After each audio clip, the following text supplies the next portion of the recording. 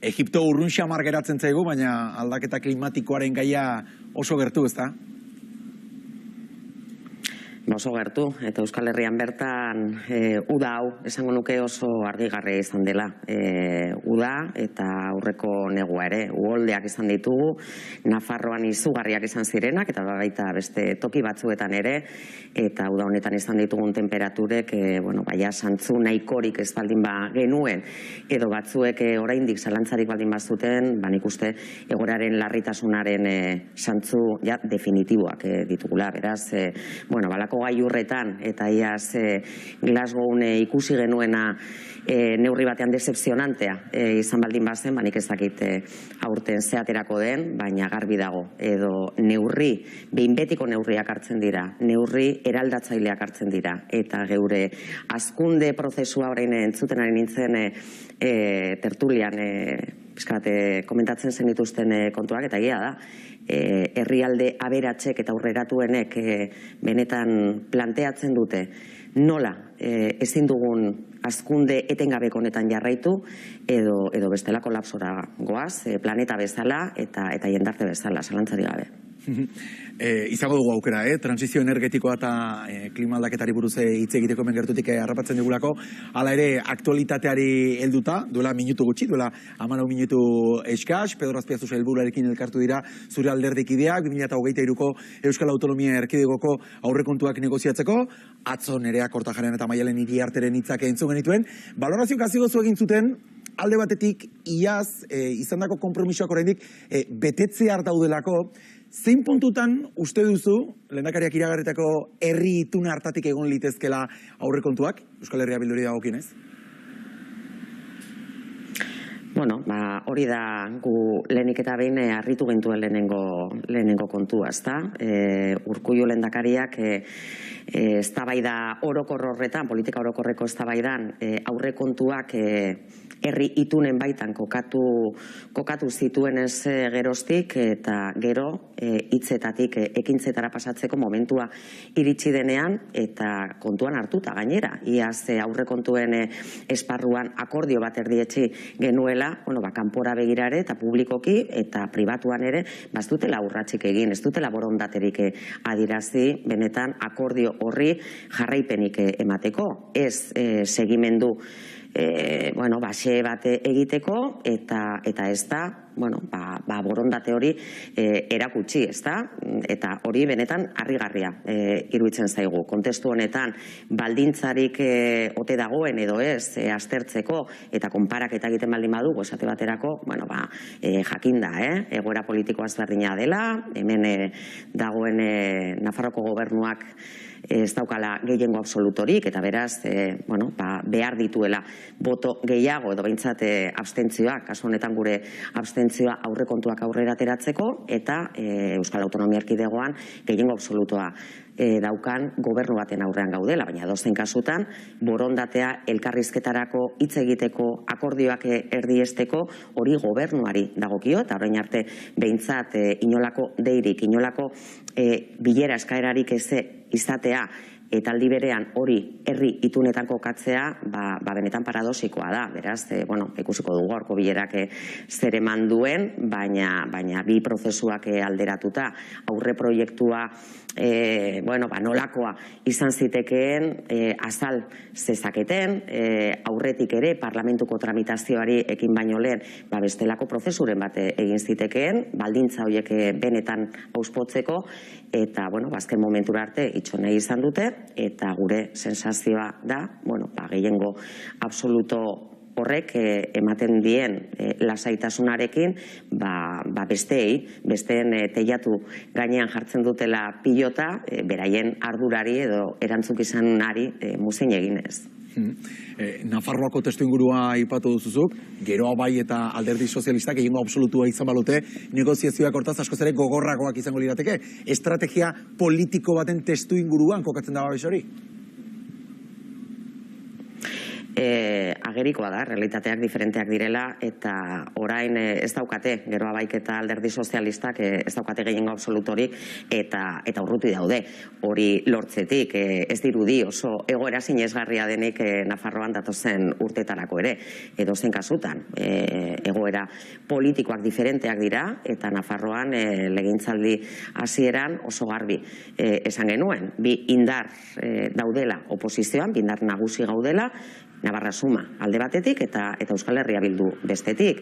Eta akordioak lortzea, hitz egitea, elkarlan hori ezinbestekoa zela, bai legeak aurrera ateratzeko, eta gainera izan dugun legegintzaldi atipiko honetan, 2 urteko pandemia latze baten ondoren, eta orain gerrak ere eragin dituen ondorio sozial eta ekonomikoak aintzat hartzen baldin baditugu, aurrekontuak izatea eta gobernuak ere geure laguntzarekin eta elkarrizketaren bidez, akordioak erdiestea positiboa izan da, bai politika publikoetan ezkerrera jotzeko aukera izan dugulako, eta gobernuak ere, gutxiengoan dagoen gobernu batek ere aukera izan duelako, aurrera egin ahal izateko. Nafarroak ezkaitu horren sorpresa zarrapatu, akordio egon izanak, prentsaurrean zuzeu ikusi zintugun. 4. urtez babestu dituzu aurrekontuak, hala ere aurten, bada beste nobedade garrantzitsu bat, argazkia bera ikusi dugulako, eta ez dakit, badakit ez duzula gustoko gobernagarritasunaren inguruan hitz egitea, oraindik hilabete batzuk falta diren hauteskunde batzuei begira, baina testu inguru horretan uste duzu Euskal Herria Bilduk, Nafarroako gobernuan, egun daukan lekua zaratago, leku presentzial bat izan beharko lukela? Nik ez daukat kristalezko bolarik, baina zergatik ez.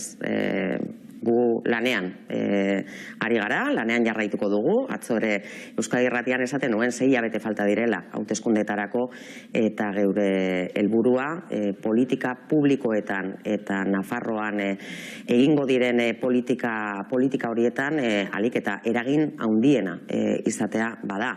Determinanteak gara momentu honetan, eta determinanteak izaten jarraituko dugu inolako zalantzari gabe. Hori Nafarroan gobernuak eta gobernuan dauden alderdiek badakite, eta Nafar jendarteak badaki ez dela posible Navarra Sumaren ezkerretara inongo alternatibarik eraikitzea Euskal Herria Bilduk parte hartu gabe modu batean edo bestean. Eta batzuk ari dira obsesioz gobernagarritasunaz hitz egin nahian, guk ez dugu horretaz hitz egiten, ez delako gure helburu nagusia, ez delako gure obsesioa, guk oso garbi daukagu. Ezkerreko edo aurrerako izan daitekeen edozein alternatiba eraikitzeko Euskal Herria Bilduk paper determinantea daukala, eta horretan jarraituko dugu, beti ere, herritarren mesedetan, eta beti ere urte luzez pairatu ditugun politikak eta PSNek eta UPNek kasu honetan, edo Navarra Sumaren esparruan dauden indar politikoek egin dituzten politika horiek saihesteko, eta alderdi sozialistak bestelako bide bat hartu duen neurrian, legegintzaldi honetan behintzat, horrek aukera berriak irekitzen ditu, eta nik ez dauka zalantzarik datozen urteotan ere aukera berriak irekiko direla. Tarteka gustatuko litzaiguke, kristalezko bola izatea, momentu zalare posible ez denez, ikusiko dugu horrendik hilabete batzuk geratzen direlako. Ruiz Andrea, hala ere, begiratzen diogun erakundeari begiratzen diogula, Euskal Herria Bilduk etxebizitzaren kontua defendatzen du, Elkarrekin Podemosek barkatu zuzenketa aurkeztu zin aurrekontuei Espainian, alokairu pribatuen prezioari muga jartzeko, eta bozketan alderdi sozialistak popularrekin batera bozkatu du. Hori da Espainiar estatuaren markoan ere daukagun egoera, ezta?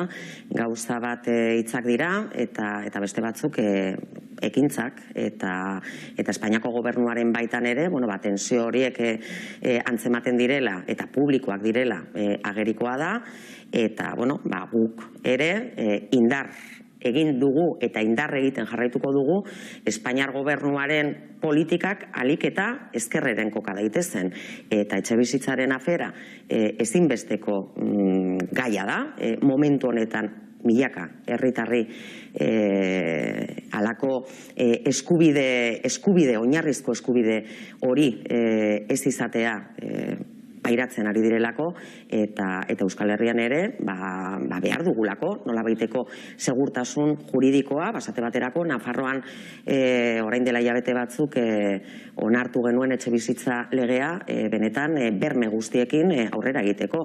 Hemen hasi gara eta legean bertan jasotzen dira alokairuen prezioak nolabait mugatzeko bide bati, baina horrek ere eskatzen du nolabaiteko erantzukizuna, tamalez ez daukagulako eskumen osoa nahiko genukeen moduan. Hemen erabakitzeko, Euskal Herrian erabakitzeko, benetan ze politika, etxebizitza politika behar dugun, herritarrei oinarrizko eskubide hori bermatu ahal izateko. Berriz ere heldu nahi dio trantsizio energetikoaren gaiari, Statkraftek Azpeiti errezilda zestoan aurrera egin dituen proiektuek, oraindik airean dauden parke eolikoen gaia lehen lerrora ekarri duelako, eta azken orduotan, zestoako udaletik hain zuzen, ohar desberdinak jaso ditugu, nolabait ere aurretiaz esandakoak zuzentzen, eta honetan udal gobernuak proiektuarekiko daukan jarrera nolabait zehaztu nahian. Radio Euskadin izan da duela gutxi Mikel Arregi zestoako alkatea, eta berak onartu du Euskal Herria Bilduren barruan ere jarrera desberdinak daudela, eta eztabaida hori bizi-bizirik dagoela. Egun dauzkaten datuekin jarrera kritikoa dutela, ez dela proiektuari atea isten, baina azken adierazpenak entzun da, badirudi behintzat gustoko ez dutela horrelako azpiegitura bat herrien izatea. Bueno, gai konplexua da, horretan ez dago inolako zalantzarik, eta afera konplexuen aurrean ez dago erantzun simplerik edo erantzun errezik. Nafarroan ere ikusi besterik ez dago. Hemen transizio energetikoaren ikuspegitik parke eoliko eta fotovoltaiko pila bat ditugu, erkidegoan baino askoz ere gehiago, megabatio mailan eta parke eolikoen kopuruan ere, eta horrek ere nolabaiteko erantzun soziala izan du. Nik uste, EH Bildun irizpide batzuk oso garbi ditugula, oso garbi. Eta bada, lidergo publikoa indartu egin behar dela, herritarren parte hartzea bermatu egin behar dela, eta azken batean herritarrei prezio duinean eman behar zaiela ondare komuna den energia. Eta horrek, ingurunean, zalantzari gabe, badauka eragina, eta gu beti defendatu dugu, alik eta eragin gutxien izan behar duela, eta, ikusten dugu tokian toki, badaudela nolabaiteko erantzunak, baina tentuz eta gauza patxadaz hitz egin behar dira. Eta tokian toki proiektu guke maneiatzen ditugun irizpide orokor hoietatik, tokian toki ongi aztertu behar da, daukan eragina, nolako baldintzak sortzen diren, hain zuzen aipatu ditudan irizpide horiek garatu alizateko eta bermatu alizateko. Hortik aurrera, egia da, ez dela gai erresa, baina gauza bat oso garbi daukagu, eta bada transizio energetikoan aurrera egin behar dugula, bai ala bai. Eta hitz egiten dugunean energia buru jabetzaz horretaz ere ari garela, eta erabakiak atzera daitezke, baina lehen gailurraz esaten genuen bezala, egia da, urratsak egin ezean, eta eredu sozial eta ekonomiko honekin, eta energia konsumo eredu honekin jarraitzen baldin badugu, eta berriztagarrien aldeko politika sendorik espaldin badugu, kolapsora goaztela. Edozein kasutan, datozen asteotan Euskal Herria Bilduk bere transizio energetikorako bere proposamen nazionala plazaratuko du, eta bertan, egiten ari garen eztabaida honen emaitza publiko egingo da. Eta kontatuko diguzu hori noiz izango den. Gaur Pedro Sánchezek, Espainiako presidenteak, ekitaldia dauka Granadan, lehen ekitaldi publikoa da. Jose Barrio Nuevo barne ministro oiak egin zituen adierazpin polemiko haietatik, gerra zikina onartzeaz gain justifikatu ere egin zuelako. Espainiako gobernuaren izenean, marraskaren hitzak entzun genituen. Zagit uste duzun, nahikoa ote den, edo Espainiako gobernuak are eta azalpen gehiago eman beharko lituzken, honek ere izan lezaken ibilbide judizialaren inguruan, asko ez dute uste gehiagikoa izango litzakenik, baina beste batzuk ere egia da eztabaida oso periferikoa ikusten dutela, hau da, Euskal Herrian geratu den eztabaida baino ez? Agerikoa da azalpenak eman beharko lituzketela. Geuke Espainiako Kongresuan eskatu dugu gobernuaren agerraldia, afera honetaz hitz egiteko, eta espero zitekeena, edo espero litekeena, edo espero beharko genukena bada Espainiako gobernuak ez bakarrik azalpenak, baizik eta argi eta garbi azaltzea estatuak izan duela indarkeria horretan. Gal ez dela fenomeno atmosferiko bat, erabaki politiko batzuk hartu zirela, eta estatuak indarkeria erabili duela helburu politikoekin, eta horrek ondorio batzuk izan dituela, eta mina eta sufrimendua egin duela, eta hori estatu gisa aitortu beharko litzateke, eta niko mentzitua nago, momenturen batean hori egin beharko duela, hor ere, biktima asko badirelako, milaka lagun tortura pairatu dutenak, hildakoak daude, hilabete honetan izango da Santi Muguruza eta Santi Bruar eta Josu Muguruzaren urteurrena, eta hori estatuak aitortu egin behar du. Nik uste Barrio Nuevoren hitzen gainean, horiek deskalifikatzea, modu batean edo bestean, ariketa norberak bere burua zuritzeko ariketa bat izan daitekela, baina ariketa hutsala da benetan sakoneko problemari heltzen ez bazaio, eta bada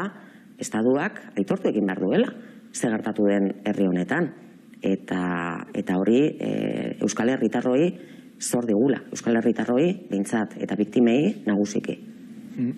Marlaska ministroa aipatu dugunez, sekretu batzordean eman nahi ditu azalpenak Melillan gertatutakoaren inguruan, edo ordezkari politikoek exikitzen dizkioten azalpenak bertan eman nahi ditu. Iñarritu diputatua ikusi dugu, azken orduotan, irudi horietan gertatu zena kontatzen. Marlaskaren gainean egon liteken dimisio eskaera batera gehitu liteke EH Bildu? Guk momentuz eskatu duguna da ikerketa batzorde bat abiatzea.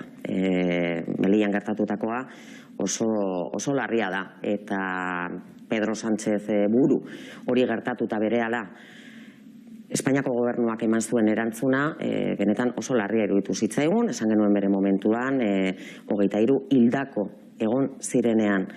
Termino konkretu batzuetan hitz egitea, egoera hori deshumanizatuz eta operazio hori ongi bideratu zela azpimarratuz, benetan larria da. Hortik aurrera, badira inkognitasko, eta Iñarrituke oso argi azaldu ditugun hauetan, eta Melillan ikusi ahal izan zuten guztiaz jabetuta oso garbi dago Espainiako gobernuak azalpenak eman behar dituela.